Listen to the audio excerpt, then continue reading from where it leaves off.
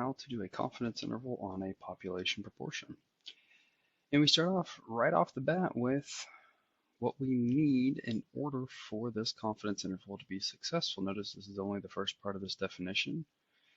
We say that we need four things. Number one, we need a representative sample.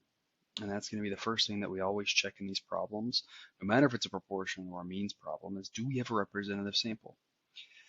Then you'll see three things that are either the same or very similar to what we did in chapter 7. The first is that we have to have our number of successes be a binomial distribution.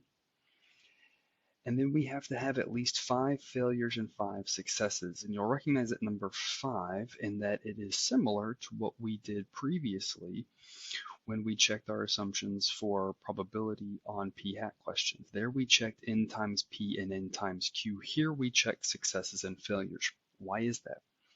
Chapter 7, we knew what p was. We were told that in the problem. Now we're to the point of the course where we say we actually don't know what p is.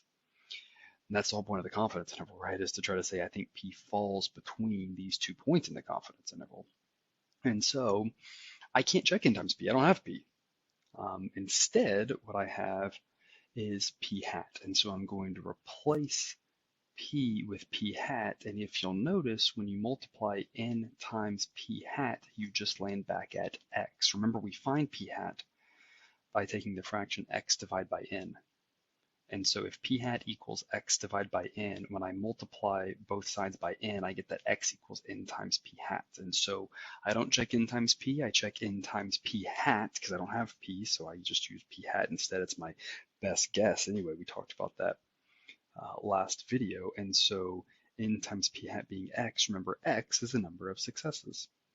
And the same thing happens with failures. You do the same experiment if you were to do n times q.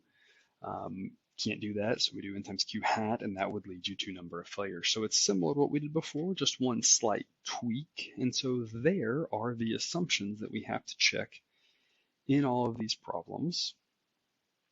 And the confidence interval is, remember, key concept from last chapter or last video, that we need to make sure that we understand that a confidence interval is found by taking a point estimate and adding and subtracting a margin of error. The margin of error is found by taking the appropriate critical value and multiplying it by the standard deviation of the point estimate.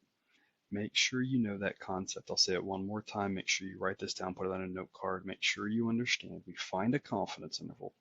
We start off with our point estimate, and then we add and subtract the margin of error, where the margin of error is equal to the critical value times the standard deviation of the point estimate. And so we're going to write that here, and that we're going to write the left bound first, and we're going to put a comma, and then we're going to put a right bound. Now the left and right bound are found by the adding and subtracting. Remember, so take a point estimate, add and subtract. The subtraction part is going to give us our lower bound on the left side, and then the addition part of that is going to give us our upper bound on the right side. And for a proportion, it looks specifically like so.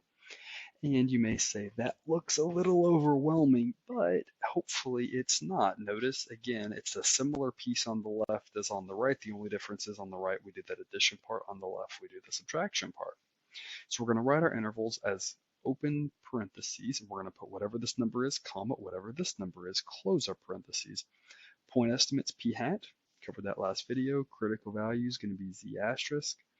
And then square root. And now you'll notice a little bit of a change. We kind of already hinted at this, though. We don't know what p is. We can't use the standard deviation we used last chapter, which was p times q over n. In this case, we have to use p hat q hat over n. Right? I can say that 1 minus p is q, and so I can say 1 minus q hat is, or 1 minus p hat is q hat. And the same thing on the right side.